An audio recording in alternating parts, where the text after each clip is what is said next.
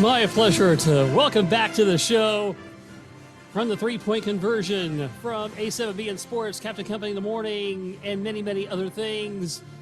And fresh off covering his first ever Super Bowl, we bring in Kyle Nash. Kyle, good to have you back, buddy. How am I gonna diss using the football heaven music for an intro? That's next level stuff right there, Jeff Allen. I appreciate it, bud.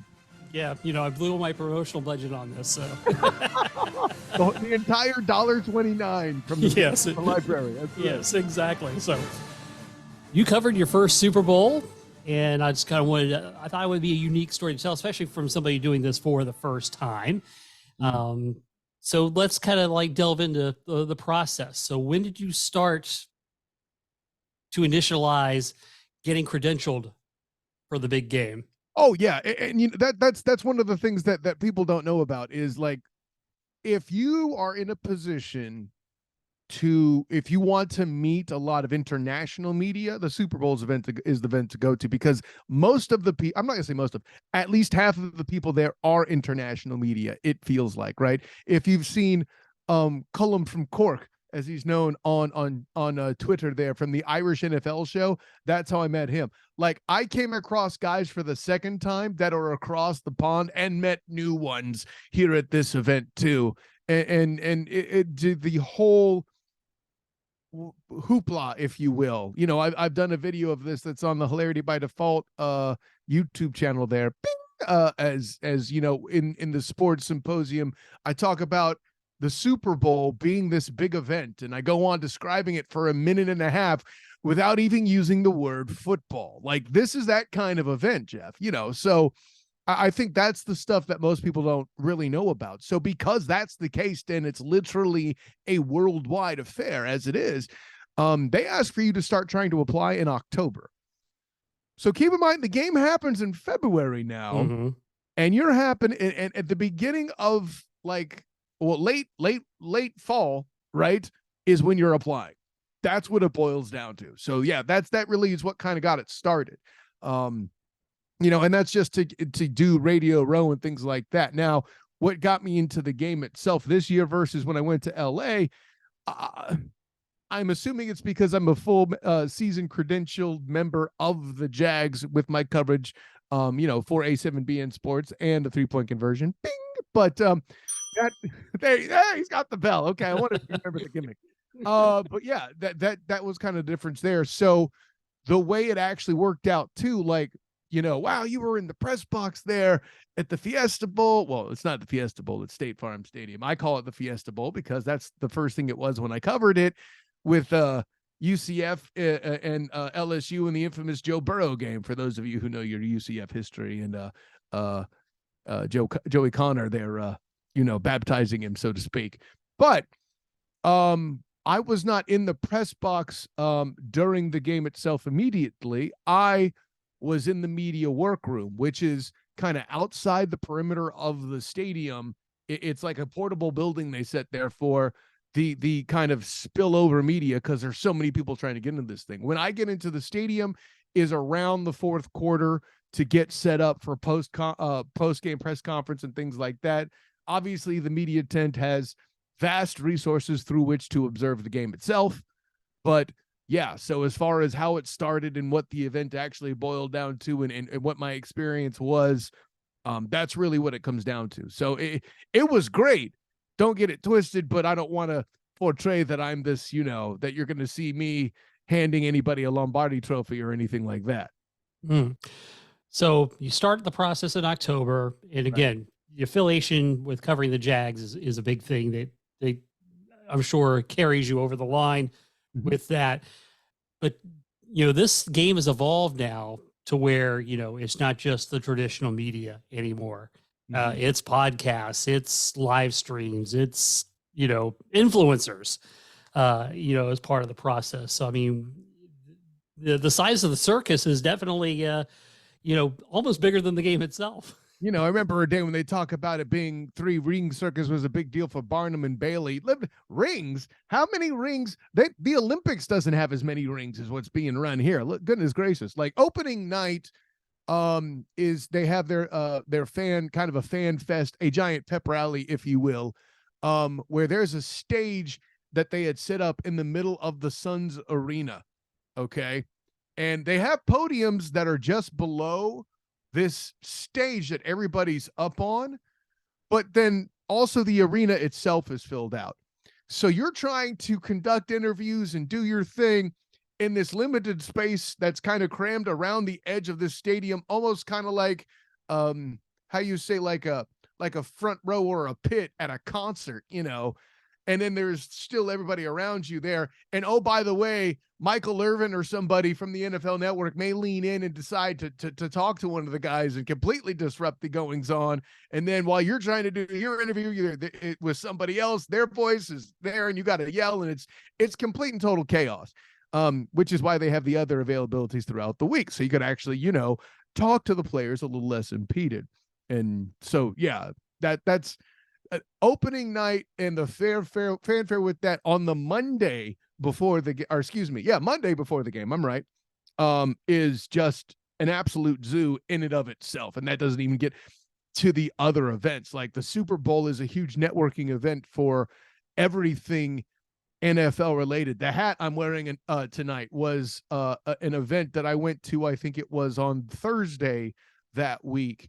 Giving the NFL alumni gave my Dick Butkus a lifetime achievement award. So you know, my mom being from Decatur, I had to go and attend that. You know. Yeah, of course. So yeah, it was him and New York Giants great Otis Anderson and Leroy Butler, whom I'd already met from his Hall of Fame induction coverage that I had done with A7BN and a 3-point conversion there too. So just Gold Jackets everywhere, and comparing it to LA, I could definitely say it was an air quotes smaller event, but there's still so much going on. I said to you before we got going here that it was like trying to drink from a fire hose. Everybody's everywhere. And that's not even to mention the access to players for both squads, having a conversation. That being said, I encountered my second instance of actually being intimidated talking to an NFL player. The first one was Calais Campbell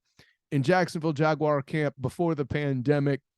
And this time the Eagles in Ndamukong Suh, definitely a force to be reckoned with when you sat down. But when I let him know that, you know, my dad used to watch him before he passed away from cancer, and really appreciated his style of play. That kind of got, it's like, oh, I'm sorry to hear that. And then very human. We had a good conversation about quarterback mobility and how guys like him helped that evolution take place. And by guys like him, I mean defensive players that are also fantastic athletes. I didn't have the bravery to comment that he should have won the Heisman that year, but I digress.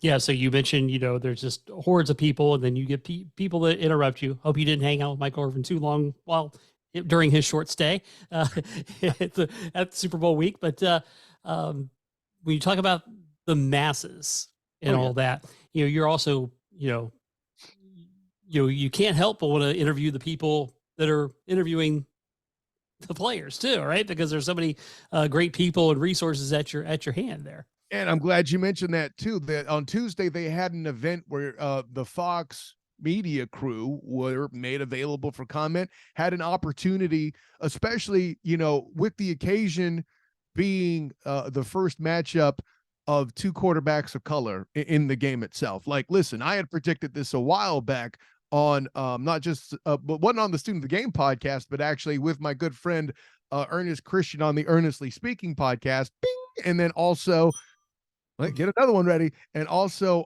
with him on a panel on the Huddle Up podcast as well, where that this was going to happen because a larger portion of the mobile quarterbacks are of color, and quarterback mobility is become more and more essential. Who did I get to talk to during that Fox availability that helped really cement that point better than anybody else? If you want credibility on the subject, how about Michael Vick? When Mike Vick explains to you why quarterback mobility is important and why it's at where it's at right now, I don't know that I could find a more credible witness. That being said, did spend a little time talking about that with Kurt Menefee. Very interesting to talk to him. And then I also spoke to Jay Glazer and Jimmy Johnson as well about, certain quarterback mobility and specific to certain things with Lamar Jackson, especially in Jimmy Johnson's case. You're a Cowboy fan. You know what his famous statement is. The top two guys on your roster, the first one's the quarterback, and the second one is the backup quarterback. Yeah. When I quoted that rather, his face lit up a little bit. He was ready for my question. See, you know how to grease the skids there. That's a good skill to have. Listen, know your audience, Jeff Allen. with that in mind, too, I think the most significant, granted, I didn't know how significant it would be at the time because, movements went in a particular way that even I think our good friend Captain Chris Hill would appreciate, with Eric Bieniemy ending up going with the Washington Commanders. I had actually spoke to him about, development and practice and that sort of stuff. And I meant it one way, but he took it a different direction. That was a really good answer. And my good friend, PJ Jack, whom we interviewed at camp as somebody who was one of the Bill Walsh coaching fellowship, minority fellowship participants in that program at the Jacksonville Jaguar camp. I had mentioned, he had participated, that he was my quarterback when I played. For those that see the video, there's my credentials of my O-lineman painting behind me, an Aaron Evans original. For you UCF fans, you may get that reference. But I had said, hey, what advice do you have for PJ? And gave a very excellent response, which, thank you to Twitter followers out there. Definitely, had that get thousands of views. So that was nice. And to hear him drop that minority coaching advice before taking what I would call a lateral move to the Commanders there was a very interesting timing and all that. But hearing him have those words for other minority coaching candidates was very fascinating. And of course, the fat guy in me, I would be remiss if I didn't mention Creed Humphrey talking to the Super Bowl winning center, part of the interior line that made possible a guy with a bad ankle to make a crucial, 26, 29-yard run to set up the game-winning stuff. Man, listen. That's awesome stuff. So as the week goes on, the players become less available. But I think the parties become a little bit more increased as the week goes on. Did you get to attend any of those? I did. I did mention the Mike Ditka event, which I came to find out. Here you go. Like, apparently the Phoenix Suns have their own beer. Pretty tasty, by the way, for those who are wondering. If you like Pilsner style beer, good to know. Write that down. But so yeah, after the lifetime achievement stuff for Dick Butkus, like that was one element too. And then of course the myself with the 3-point conversion crew that was there on Radio Row. It was going to be, I think that was their last night there. A lot of them were flying out either that night or Sunday morning. The Taste of the NFL Festival is a big deal right there. NFL alums all over the place promoting whatever business venture they're doing as well. Like I ran into a number of players there that were, kind of like, hey, I'm here. And oh, by the way, I'm peddling this product. I do this. Oh, listen, 3-point conversion is based out of Atlanta. Give me, Raf's information for the 3-point conversion there so I can talk to him when I go back home and all this stuff. When you come across, when a guy says, I have I know they're not a sponsor of the show, but I do the dot where I have the card that you just, you tap on the phone instead of handing out business cards. You have tap on somebody's phone. They save your contact. Boom. It's a lot easier. But when you do that and the guy says, so you driving through Paradise Valley at all? I'm like, I don't think so. Well, why did that come up? Oh, well, I'm the mayor of Paradise Valley. So if you go through, just, see what happens. I'm like, okay, just a random mayor walking around.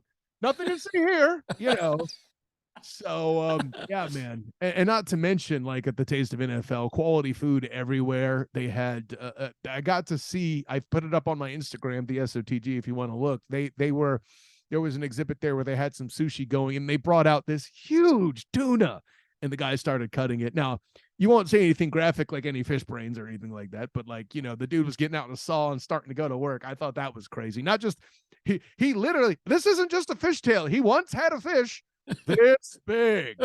And not to mention the delicious problematic drinks that were served at the event as well. Had to go. Yes, you had to really be careful because it can get away from you really fast, right? Well, listen, I had an Uber. It was fine. Yeah. So, so tell me a little bit about Radio Row and what you guys did there. Did you interview a cavalcade of people with their sponsors? Yeah, the 30-point conversion drove a lot of the interviewing, and there's always somebody there. They're trying to promote something, but I got to shake some hands and take some pictures within Radio Row itself. And then also, if you check out Almost Andy Reid, this is a guy, and he fooled me on the way there, by the way. You have to go a separate day to pick up your actual game day credential versus your Radio Row credential. So I was doing that, and some security guy is ushering a man of a particular, how you say, portly shape, in the appropriate Kool-Aid red. And if you've seen any of my productions with the student of the game, Jeff, you know that I have nicknamed Coach Reid since the move from the Eagles to the Kool-Aid Man. That's a thing that's happened. Was he waddling? Yes. He had the appropriate gait in his walk, G-A-I-T, for those who don't know that word. And was moving in such a fashion with a security guy on his hip in the building. I'm like, oh snap. So I go pick up my credential, I go, and then the same guy with the same gait, he just walking. And I'm like, okay. I get past him. The mustache was right and glasses and everything. I'm like, that's interesting. That when the people stopped them for the selfies, I'm like, oh snap, that must be Coach. So, I'm meeting the 3-point conversion crew out there because, I'm working with them as well as doing my work for A7B in sports as well. And I said, man, I saw Coach Reid on the way here. It's crazy. Next thing you know, here he pops up. I'm like, oh, dang. It turned out the guy actually calls himself Almost Andy Reid. And he was going around. I wasn't here for this, but I saw the clip. If you check out the 3-point conversions YouTube or their Facebook page, Raphael Haynes is interviewing TJ Hushmanzada, and he stops in the little middle of the interview. Oh snap! Except he actually says it, and we're trying to keep the confines of yourself. So he's like, "Oh bleep, man, I don't mean to cut you off, but that dude looks just like Andy Reid." Awesome, Andy Reid blew up Raph's show. So like that was just one of the cool things. Like I mean, I'll list off a few. Like it was as I got to meet Takeo Spikes, which by the way, when he smiles, it's a lot less prominent, obviously, but I can confirm still has one of the most intimidating countenances, perfect for football, just like Tony Pacelli, right? Who else? Earl Campbell, Tony Dorsett. There's enough there where I'm actually having trouble. A couple guys got pictured with Shannon Sharp. There was the gamut of celebrity that came through. Patrick Surtain Jr., who commented at the time, by the way, being in Phoenix during that Durant trade was nuts in its own way, Jeff Allen, let me tell you. And I think he had the best answer to it. It's like, what'd you think of that trade, man? Because he, made allusion to the fact that he was, an NBA fan. It's like, man, it felt like a simulation. I'm like, that's a great answer.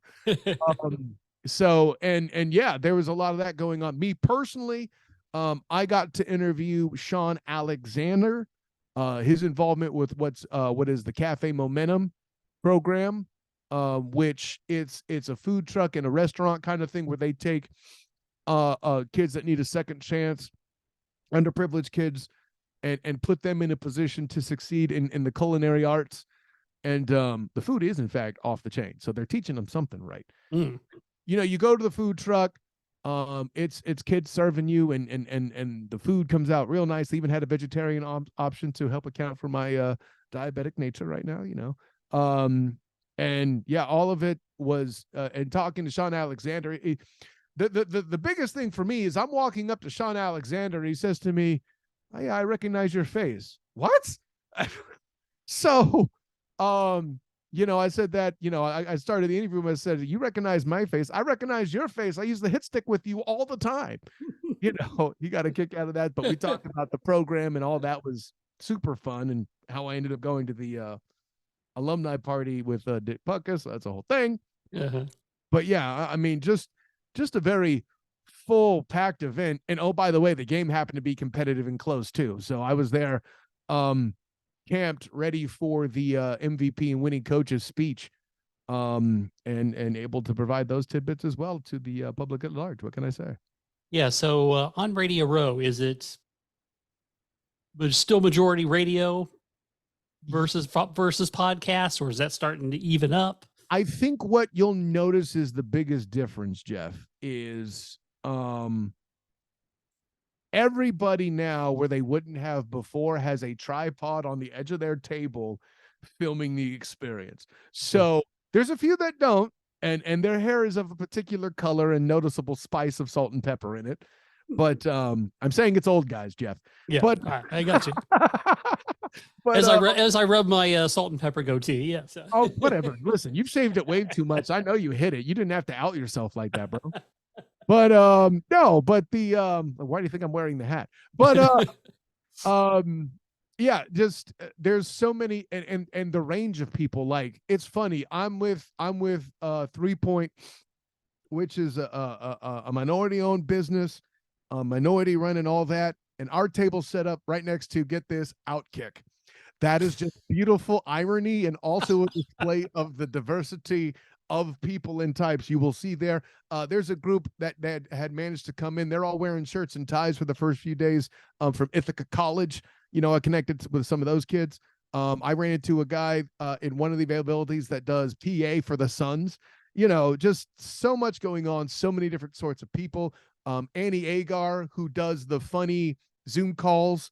Oh God, she's awesome. I didn't go to Super Bowl week just to be in her presence. Guess what? I got to do that last year in LA, and I took a photo with her giving me tech support to get into one of her virtual meetings, right? So there was that. I saw her again on opening night, dressed to the nines, by the way, too. Like, I don't know who her fashion person is, but like, if she works with dudes, I need to call that person. Anyway, but like, I was like, I don't know if you remember, but I met you last year. And I just want to say hi again. And I'm still watching the meeting since then. He's like, oh, that's great. I know I don't remember you, but I thank you for this. I was like, well, I was the guy that took the tech support picture. Oh, I remember that. So, hey, I got recognized by 2 people of note, her and Sean Alexander. Boom. There you go. That's a pretty good list. I got Patrick Mahomes to laugh. I'll do that. I can add that in too. There's that. How did you make him laugh? Thank you for the setup, Jeff. Well done. So it was for all the stuff throughout the week, people talking about the quarterback of color presence, certainly was a thing, but I didn't want to just ask that straight out. Not to mention, I'm sure he's gotten it more times than, Travis Kelce has 1,000-yard seasons, which is, yes, it was that much. Yes. 7, by the way, for him, anybody who's wondering. But Travis Michael Kelce, I'm sorry, I forgot he earned middle name status on my pod. Anyway. When I asked Patrick LaVon Mahomes II how he would compare himself to how he would compare Jalen Hurts to a young Patrick Mahomes, he pondered it and he said, "Well, I'm not that old." So that got a fun laugh. I was like, "Well, younger." He answers the question. Cites work ethic in a very articulate, well thought out manner, as he's prone to do. And I say, hey, thanks for the answer, Patrick. And for the record, I'm older than both you guys. I'm in my 40s, so it's all good. He enjoyed that and then moved on to the next question. So there you go. Nice. Yeah. So it's interesting because, the Radio Row thing always intrigues me because, to me, it's like the worst week in sports talk radio, just because, and I did this one year. I literally went from station to station. I think I followed Joe Montana. He was like on every show. And as I was scanning the dial, hey, Joe Montana's here for what, Hush Puppies or whatever shoe he's doing these days. Skechers, I think he was. But right. So I always found that kind of parts now. That's right. Yeah. So I always found that kind of intriguing and thought that it really brought down normal sports talk shows. Mm-hmm. And of course, they want to be there. They want the presence and all that. And I'm also seeing now where like a lot of guys who've done it a number of years, they'll go to Super Bowl week but they won't do their, especially in Arizona, they won't do their morning show because that's 3 a.m. Right. Why do that? And nobody's and there's nobody to talk to. So I always found that kind of intriguing and wondered because of the evolution of podcasts and things like that. Because now it's more of a okay, you don't listen to this at a set time every day. Right. So there are some that will do their weekly stuff still. And like, keep in mind, if you're in Arizona, if you're one of those cats doing a morning show, you're sleeping in out there because it's 3 hours later. It's like, I don't have to do my show till 10. Woo! So there is that. There's something to be said for that. I enjoyed, for example, I have kids that are 8 and 3. I enjoyed getting to sleep in by comparison. It was great. But still had to go at 8 a.m. twice for the Chiefs availabilities. Whole other question. One was before practice, one was for other. But it was good they did it that way, because here's a practical thing for any of you young wannabe journalist / content creator / reporter types, which I don't consider myself a journalist or a reporter. I'm an analyst. Whole other question we could get into on another pod, Jeff Allen. The punchline is this. The way that Phoenix handled this versus with how the Rams and Bengals Super Bowl went last year in LA, which was another element of complication because they were still, we'll call it COVID cautious at that event. So a lot of the team availabilities were virtual, which is fine. I'll lock in, I'll pop my headphones, but like, I'll be on my phone, on my app, editing my videos and stuff, and multitasking and listening to their answers, but also listening for when they call for me, so I know what to do, and all that other happy stuff. Excuse me. So with that in mind, this year everything was live, right? So they'll have tables everywhere, and then a room with the main attraction, so to speak, right? The quarterbacks will be in that main room.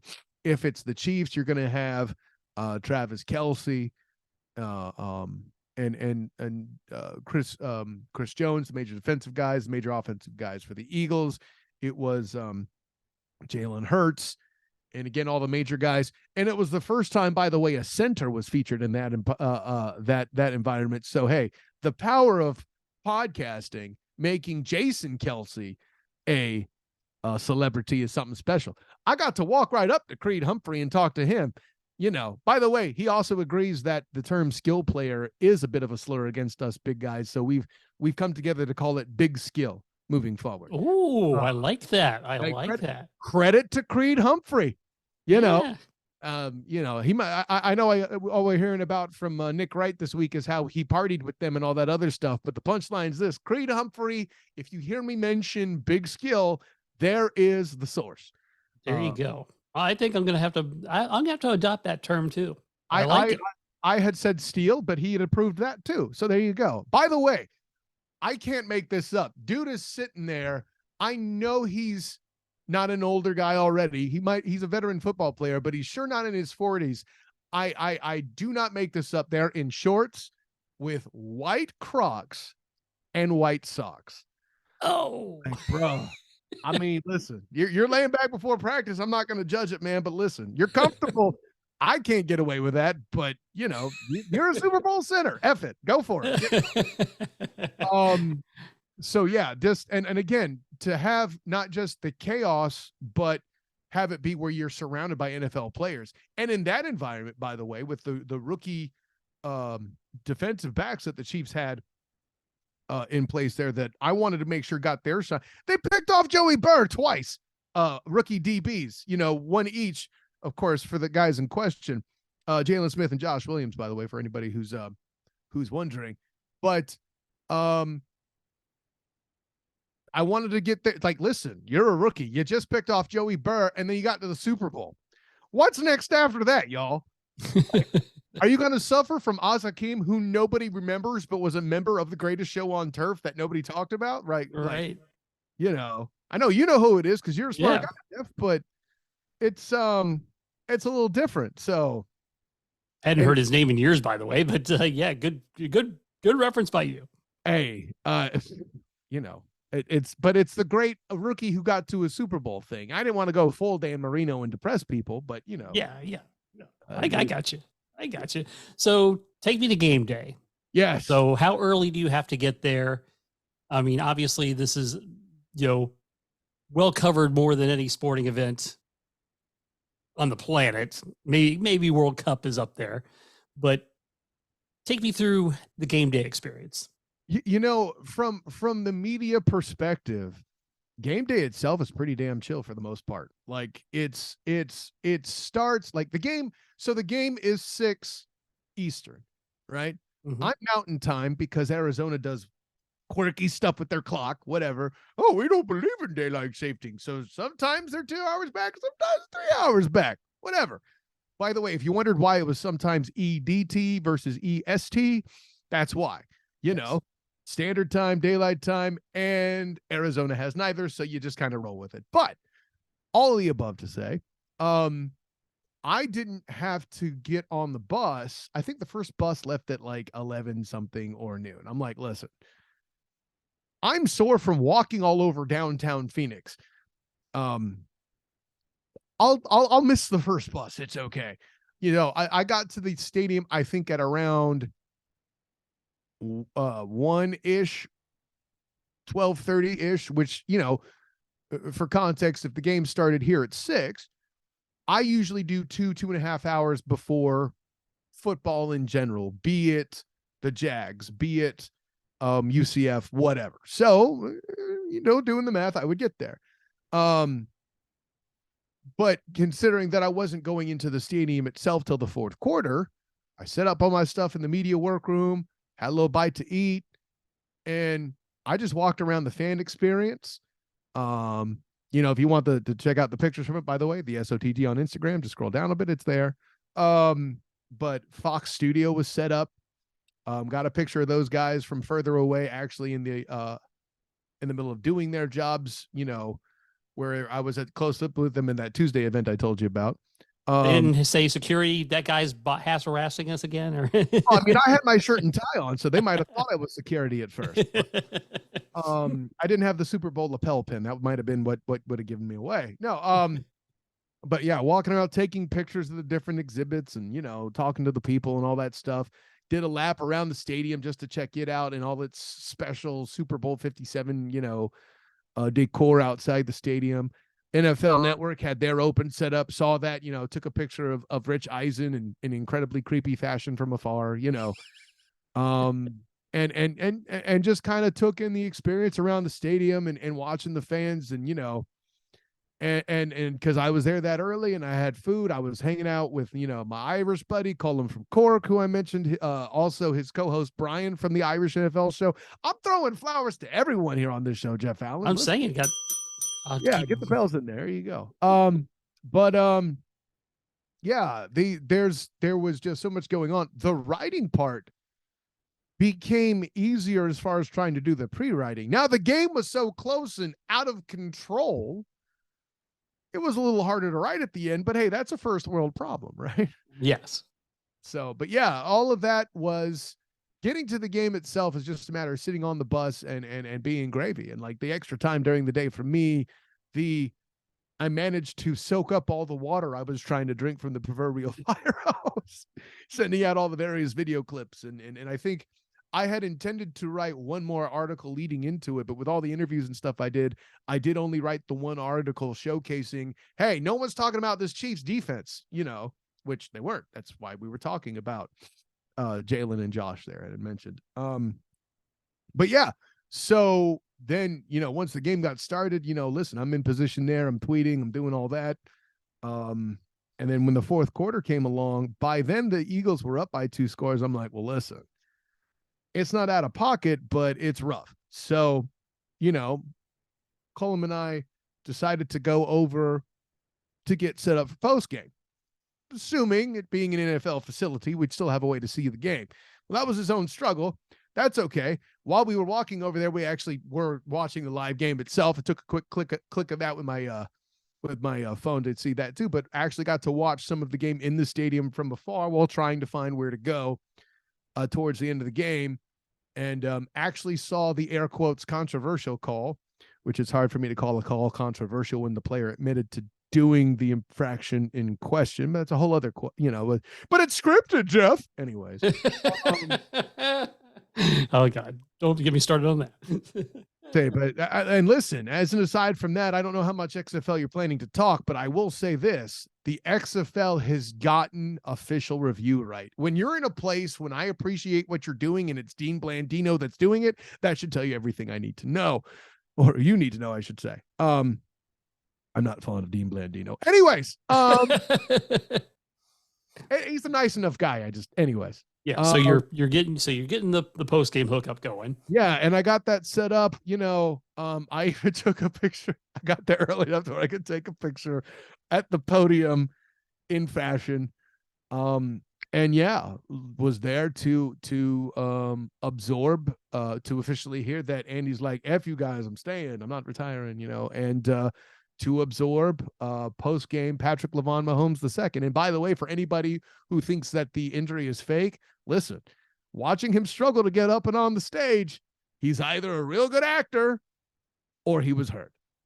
Just say it.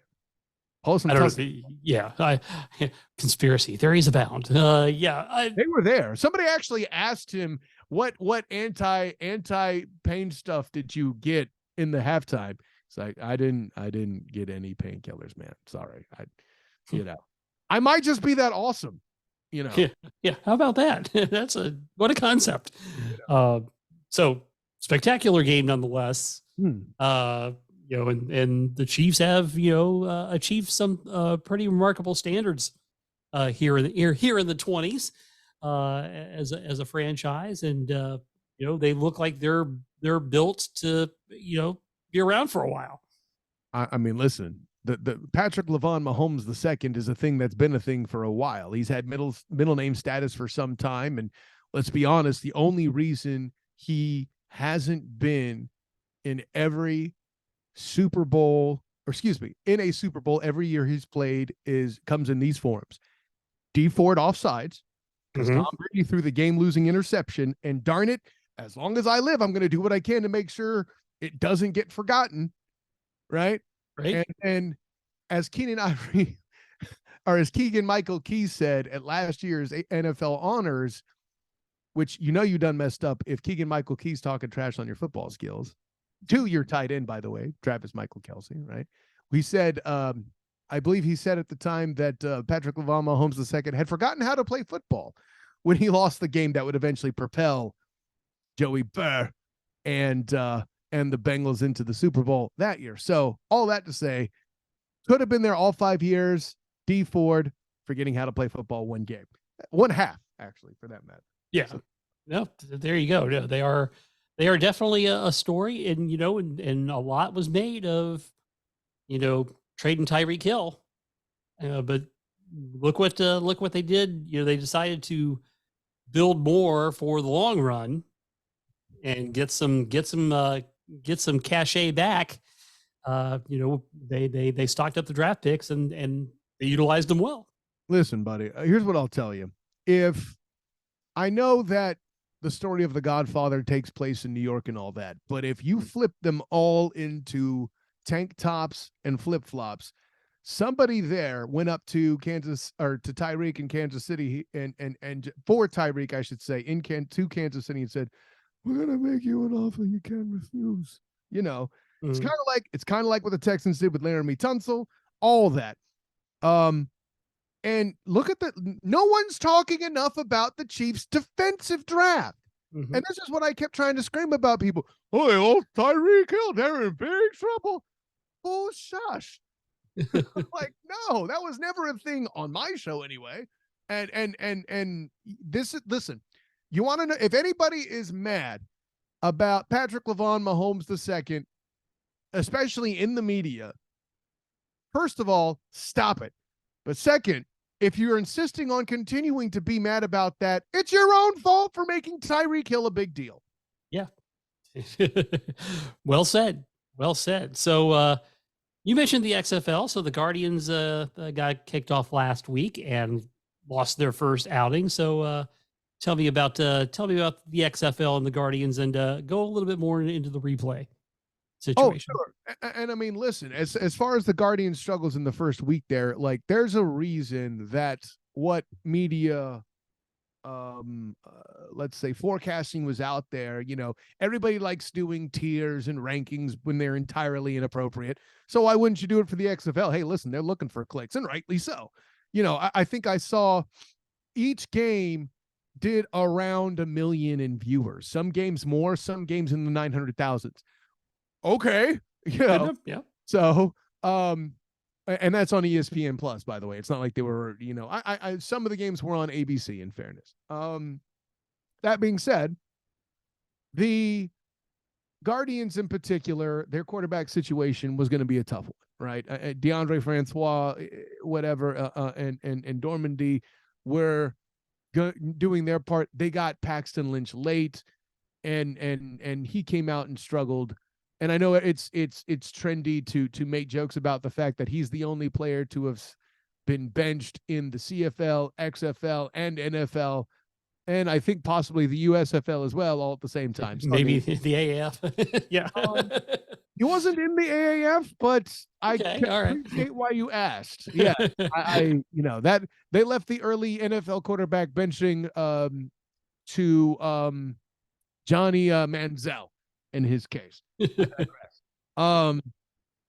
but they also, with that, I mean, I know they scored the first touchdown allegedly. I thought it was a pick too, but whatever. I wasn't mad about them not overturning it because Dean Blandino explained exactly why it was okay.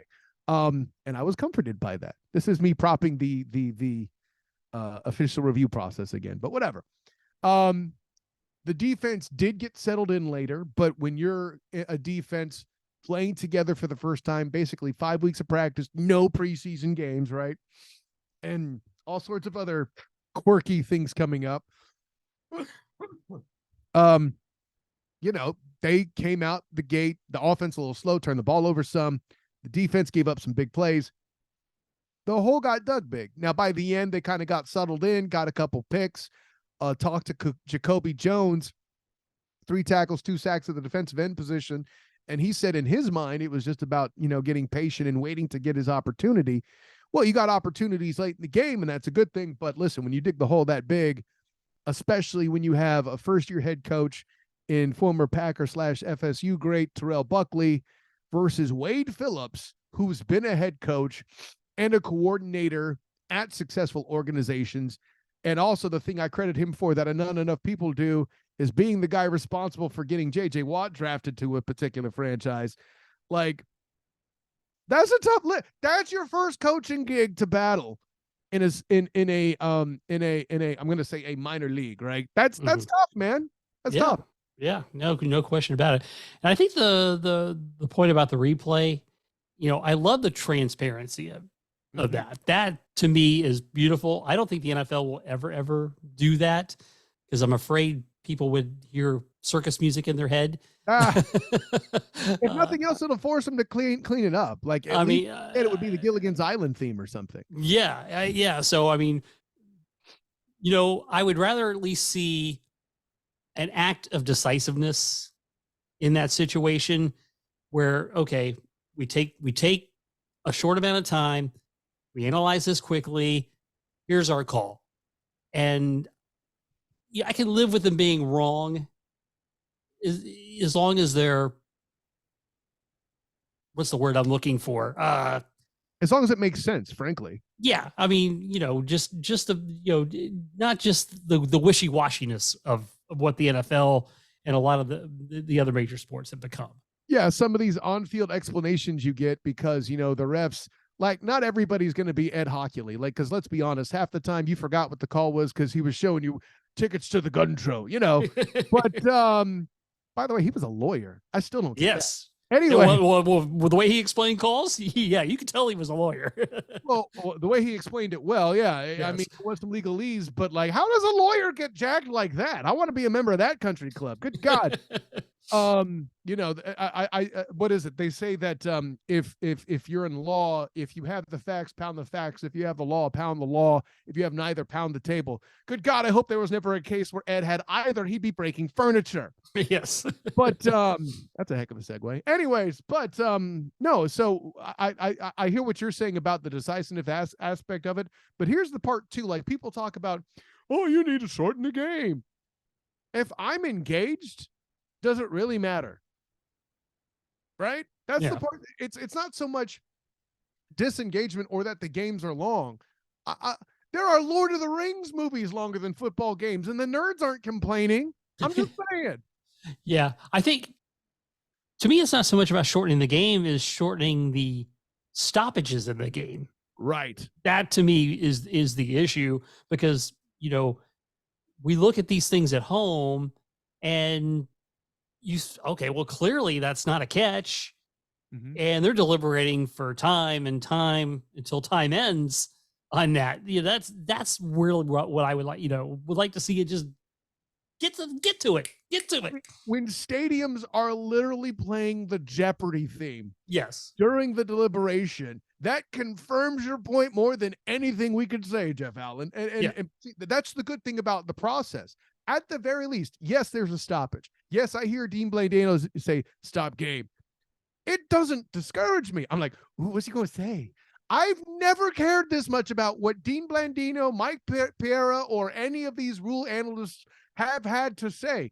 And I have to make that point because Blandino is one of the same guys. He's the CBS guy that's sitting there behind Romo and Nance. It goes from being a great broadcast, and then they cut to that guy. Now I'm anxious to hear him. He's the same dude. Hey, sometimes you just got to change the cape. That's what is it with comedy delivery? Boom, right? And yes. Yeah, there we go.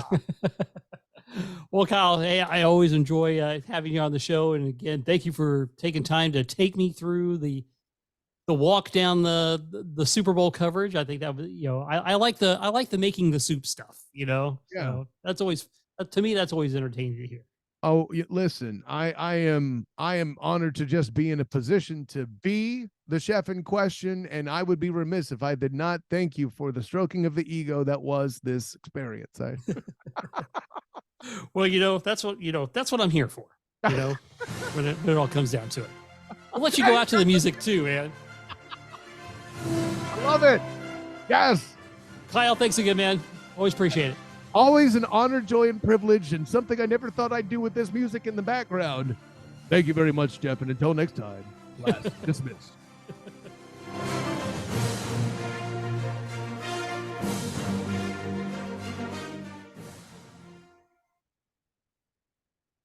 All right, that was awesome.